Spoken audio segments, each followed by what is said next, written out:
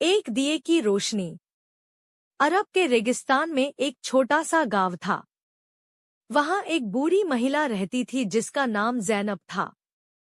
जैनब बहुत गरीब थी, लेकिन उसका दिल सोने का था। वह दिन भर मेहनत करती और रात को एक छोटे से मिट्टी के दिए की रोशनी में अपना काम करती। उसी गांव में एक अमीर व्यापारी रहता था जिसका नाम कासिम था। कासिम के पास बहुत दौलत थी, लेकिन वह लोगों से दूरी रखता था और सिर्फ अपने मुनाफे के बारे में सोचता था। एक सर्द रात तेज तूफान आया। जैनब का दिया बुझ गया और उसका छोटा घर लगभग ढहने लगा। वह घबरा गई, लेकिन उसने अल्लाह को याद किया और प्रार्थना की कि वह उसे और उसके पड़ोसी को सुरक्षित रखे। अगले दिन सुबह जब तूफान थमा, तो जैनब ने देखा कि कासिम का आलीशान घर भी तूफान से थोड़ा क्षतिग्रस्त हो गया है। जैनब तुरंत अपने घर से बची हुई रस्सियां और कुछ लकड़ियां लेकर कासिम के घर पहुंची। कासिम ने उसे देखकर हैरानी से पूछा, तुम यहाँ क्या कर रही हो? तुम्हारे पास तो खुद मरम्मत के लिए कुछ नहीं होगा। जैनब ने मुस्कान के साथ कहा, कासिम भाई, मेरा घर तो छोटा है, मैं उसे बाद में ठीक कर लूंगी।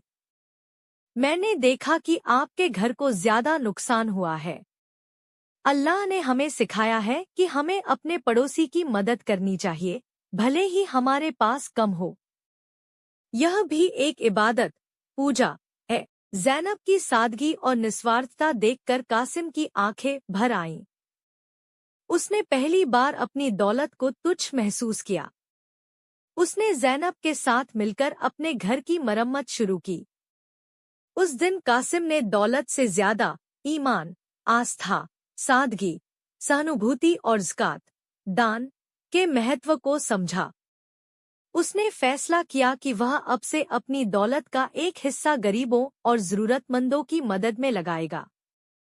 जल्द ही कासिम का दिल जैनब के मिट्टी के दिए की तरह नेक नियत, अच्छे इरादे और भाईचारे की रोशनी से जगमगा उठा। उस छोटे से गांव में जैनब और कासिम की कहानी इस्लाम के सच्चे संदेश, प्रेम, शांति और सेवा को दर्शाने लगी। सीख, मॉरल इस्लाम सिर्फ इबादत या रीति रिवाजों का नाम नहीं है, बल्कि यह अपने साथी इंसानों के प्रति दया, ईमानदारी और समानता का व्यवहार रखने का